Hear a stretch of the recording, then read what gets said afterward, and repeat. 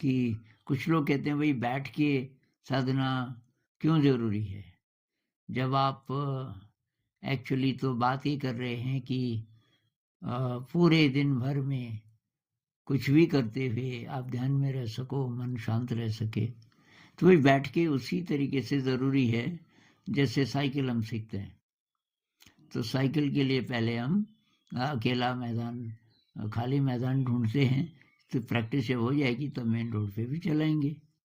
तो बुद्ध भी यही कहते हैं सत्तिपट्ठान सूत्र में, पहले बैठ के अभ्यास करो और बैठ के तो करना ही है। जो सिटिंग मेडिटेशन है, वो तो कुछ अलग ही बात है, उतनी गहराई आना मुश्किल है माइंडफुलनेस में।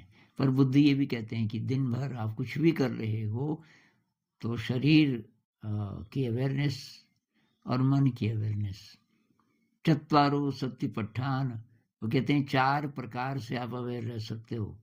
4 कौन से?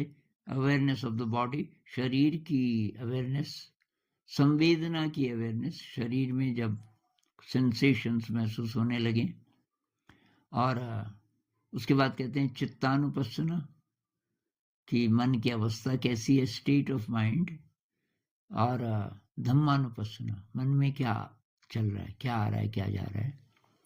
पतंजलि जी भी वही बोलते हैं, बैठ के स्थिरम सुखम आसनम, ऐसे आसन मतलब अच्छा आसन कौन सा है जिसमें आप स्थिर बिना हिले डुले लंबे समय तक बैठ सकें। और कृष्ण भी वही बोलते हैं अर्जुन को भगवत गीता में कि ध्यान कैसे लगाएं। तो आसन बनाओ, आसन का वर्णन करते हैं, उसमें फिर बैठो और नासिका के अग्रभाग में ध्यान लगाओ और सीधे बैठो स्थिर, वो भी ये बात करते हैं। तो इस पे बहुत ज़्यादा रिसर्च हो चुकी है हमारे ऋषि मुनियों से लेकर के और अभी तक भी। अब जो लोग ये कहते हैं कि बैठना जरूरी नहीं है, वो 2 प्रकार के लोग हो सकते हैं। एक तो उनको ज़रूरत नहीं है, वो मतलब बहुत हाई एनर्जी पर जीने वाले लोग हैं, जैसे जे कृष्णमूर्ति थे। तो वो ये कह सकते हैं, हालांकि उनको सबको नहीं बोलना चाहिए कि बैठने की ज़रूरत ही नहीं है।